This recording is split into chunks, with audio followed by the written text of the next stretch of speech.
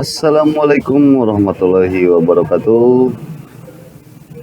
Bertemu kembali dengan Kubil Video.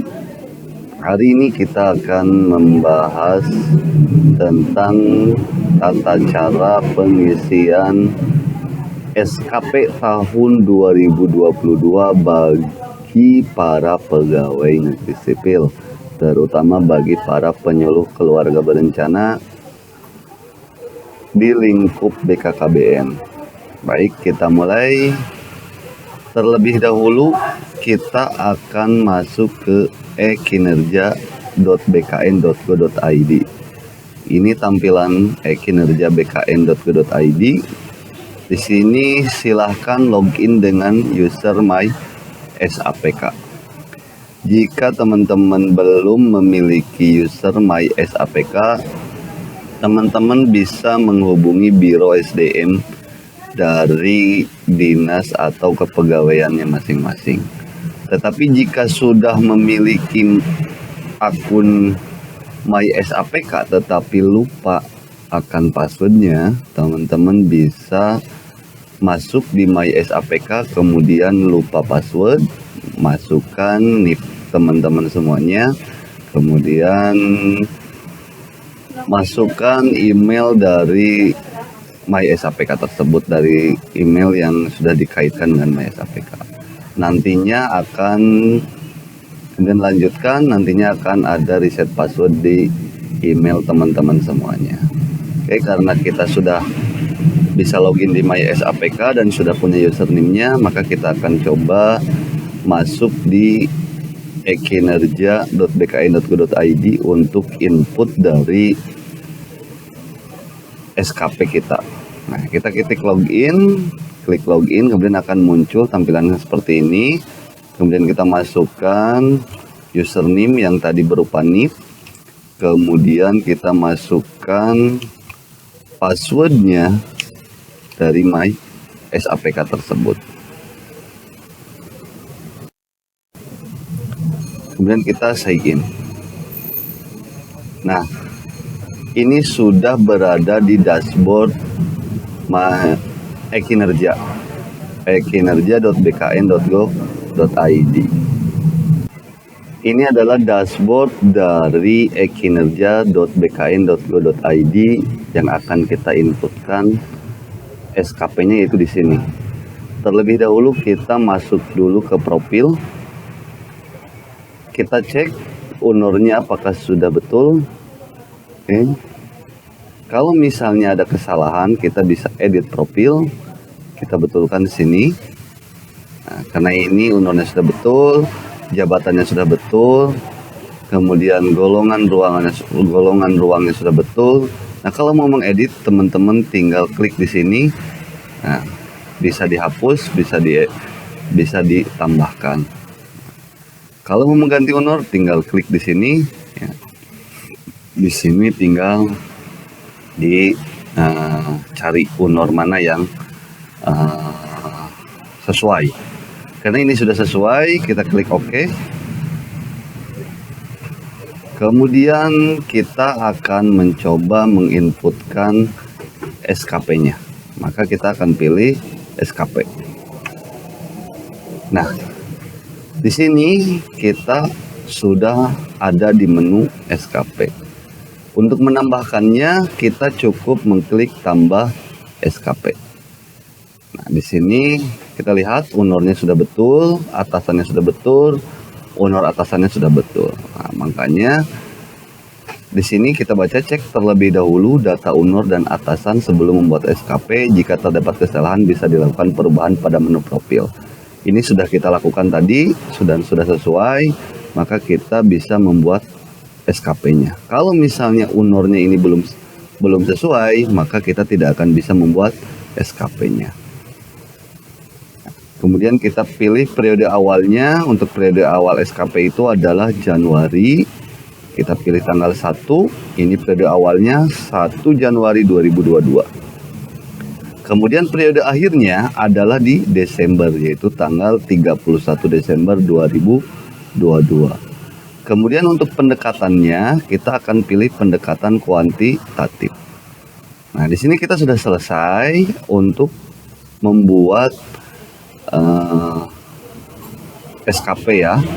Kita klik OK. Nah, di sini sudah ada tempat untuk menginputkannya. Kalau tadi kan masih kosong, belum ada tempat untuk menginputkannya. Di sini periodenya 1 Januari 2022 sampai 31 Desember 2022. Untuk statusnya masih bentuk draft, pendekatannya kuantitatif, honornya perwakilan, BKKBN Provinsi Jawa Barat, dan jabatannya adalah ahli pertama.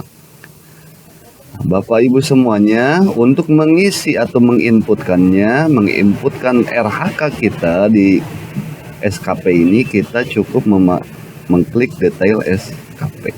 Kita klik detail SKP, maka akan muncul sasaran kinerja pegawai. Nah, di sini di sasaran kinerja pegawai ini ada SKP yang punyanya, kemudian di sini ada SKP penilainya. Nah, di bawahnya ada perilaku kerja, kemudian ada lampiran. Nah, di sini belum ada RHK-nya. Maka kita akan tambahkan RHK-nya dengan cara kita tambah RHK. Nah, tambah RHK. Di sini akan ada RHK atasan yang akan kita intervensi. Kita harus memilih RHK mana yang akan kita intervensi. Minimal dalam SKP kita ada 1 RHK atasan yang kita intervensi. Oke, kita klik, kita pilih. Misalnya kita akan memilih meningkatnya penyelenggaraan kegiatan program KKBPK dengan indikator presentasi penyuluh keluarga berencana berkinerja baik. Penyuluh keluarga, kita bisa mengetikkannya, penyuluh keluarga berencana. Nah, ini indikatornya. Presentasi penyuluh keluarga berencana yang berkinerja baik, di mana RHK dari atasannya adalah meningkatnya pelaksanaan program pembangunan keluarga kependudukan dan keluarga berencana. Kita klik. Karena kemudian kita akan pilih jenis RHK. Jenis RHK ini ada 2, yaitu utama dan tambahan. Karena jenis RHK tersebut merupakan jenis RHK utama, maka kita akan pilih jenis RHK utama. Kemudian untuk rencana hasil kerjanya, di sini kita akan menginputkan RHK kita yang dari perjanjian kinerja atau dari SKP manualnya. Nah, di sini saya sudah menyiapkan terlebih dahulu untuk SKP manualnya. Misalnya kita mau mengintervensi presentasi penyuluh keluarga berencana yang berkinerja baik dengan RHK kita tersusunnya rencana kerja tahunan. Kalau misalnya kita ada SKP manualnya, kita bisa mengkopinya, kemudian mempastenya di sini. Tetapi kalau misalnya kita tidak menyiapkannya, maka kita harus mengetiknya. Jadi alangkah baiknya kita persiapkan dulu agar agar memudahkan kita dalam pengisian SKP kinerja.bkn.go.id. Nah, ini RHK ini sudah kita bisa input, sudah bisa kita tambahkan karena sudah diisi semuanya. Maka kita akan klik OK. Kita tunggu beberapa saat sampai loadingnya selesai. Oke, nah di sini sudah masuk rencana hasil di kolom rencana hasil kerja pimpinan yang diintervensi dengan jenis RHK-nya utama. Yang pertama adalah meningkatnya pelaksanaan program pembangunan keluarga kependudukan dan keluarga berencana di seluruh tingkat wilayah dengan indikator persentase penyuluh keluarga berencana yang berkinerja baik. Tadi ini adalah RHK atasan. Kemudian RHK kitanya adalah tersusunnya rencana kerja tahunan program KKBPK di wilayah binaan. Diusahakan untuk mengisi RHK kita ini, deskripsinya itu adalah lebih ke arah tersusunnya, meningkatnya, sehingga lebih ke kata kerja gitu kan. Nah, kemudian ini sudah masuk rencana hasil kerja kitanya. Kita tinggal menambahkan indikator dari RHK kita. Misalnya kita akan tambahkan indikatornya, kita cukup klik tabel berwarna hijau, kemudian maka akan muncul jendela pop-up seperti ini. Kemudian kita klik, di sini kita akan pilih kuantitas.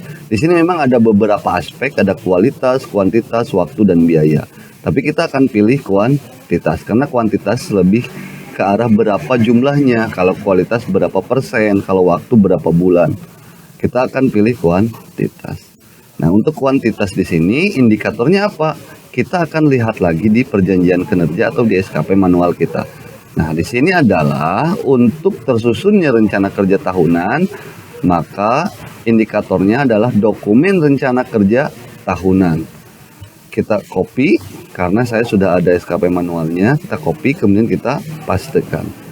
Nah, di sini sudah terisi. Begitupun di sini pun bisa diketik manual. Untuk targetnya kita lihat kembali. Untuk targetnya ini adalah satu dokumen. Kita sama bisa kita kopikan. Kita klik oke. Maka di sini untuk satu rencana hasil kerja atau satu RHK kita sudah masuk di sini. Nah, tadi ini aspeknya baru kuantitas. Misalnya kita mau menambahkan aspeknya aspek waktu, maka kita tambah indikator dan masuk di sini aspeknya adalah aspek waktu. Di sininya masih sama, yaitu dokumen rencana kerja tahunan. Ini kita kopikan, targetnya adalah 12 bulan. Kita klik oke. Satu RHK sudah terinput. Selanjutnya kita akan memasukkan lagi RHK kita yang akan kita intervensi, yang akan kita kaitkan dengan RHK pimpinan. Nah, di sini kan ada beberapa RHK kita yang harus kita inputkan, masukkan ke kinerja.bkn.go.id. Sekarang kita akan tambahkan tambahkan RHK lagi. Dengan cara tambah RHK, kemudian misalnya kita akan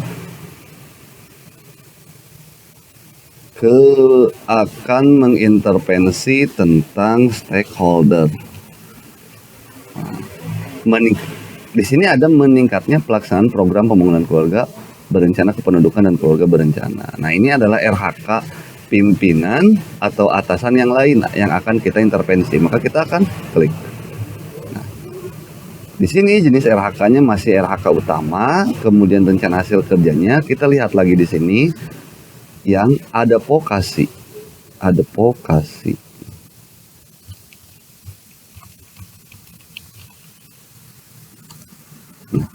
Terlaksananya advokasi ke tokoh formal di tingkat kabupaten. Nah, kita akan kopikan di sini. Oke. Oke. Nah, ini RHK pimpinan sudah masuk dan RHK kitanya juga sudah masuk. Di sini seandainya ada kesalahan di rencana hasil kerja kita bisa melakukan edit. Kita klik edit dan kita bisa merubahnya. Misalnya karena kita di tingkat kecamatan, kita akan buat tingkat kecamatan.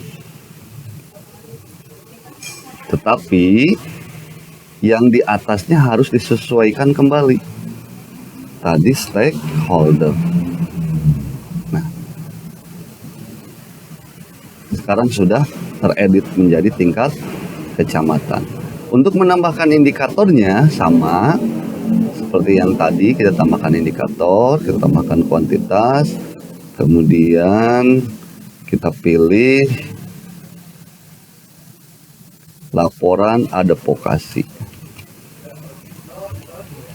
Nah, targetnya misalnya kita 6 laporan. Oke. Kita anggap semua RHK kita sudah terinput di sini. Kita anggap semua RHK kita sudah terinput di sini, maka kita akan berpindah ke perilaku kerja.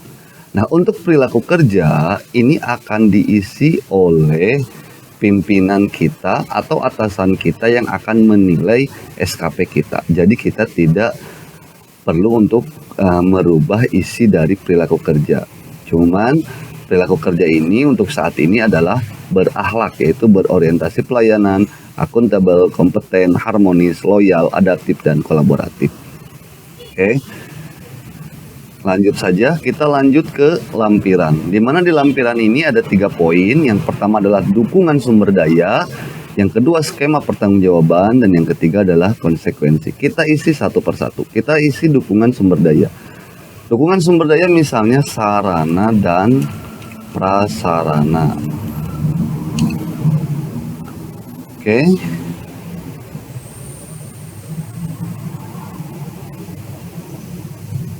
Maka akan terinput di bawah poin dukungan sumber daya, yaitu nomor 1 sarana dan prasarana. Kemudian kita akan inputkan skema pertanggungjawaban. Kita inputkan skema pertanggungjawaban. Kita isikan misalnya laporan harian melalui episum dan laporan semester melalui dupak. Kita klik OK. Maka akan ada 2 skema pertanggungjawaban. Yang pertama laporan harian, yang kedua laporan semester. Kemudian untuk konsekuensi, kita akan memasukkan konsekuensi positif, enter, dan konsekuensi negatif. Lalu kita oke.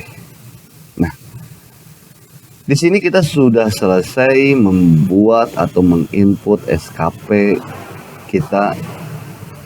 Maka kita bisa melihat matrik. Ini fungsinya untuk melihat apakah RHK kita sudah mengintervensi dari RHK pimpinan. Kita bisa cari nama kita.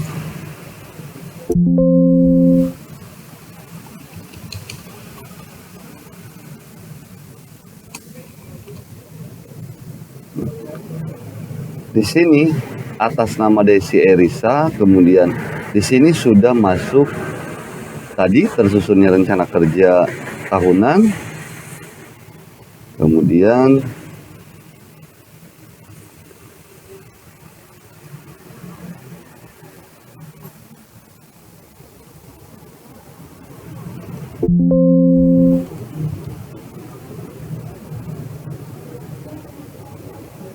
nah, kita tadi baru buat 2 RHK dan dua-duanya sudah ada di matrik pimpinan. Oke, kita kembali ke SKP kita. Nah, teman-teman semuanya, jika teman-teman semuanya sudah merasa ini sudah betul, maka teman-teman bisa melakukan cetak dari SKP teman-teman semuanya.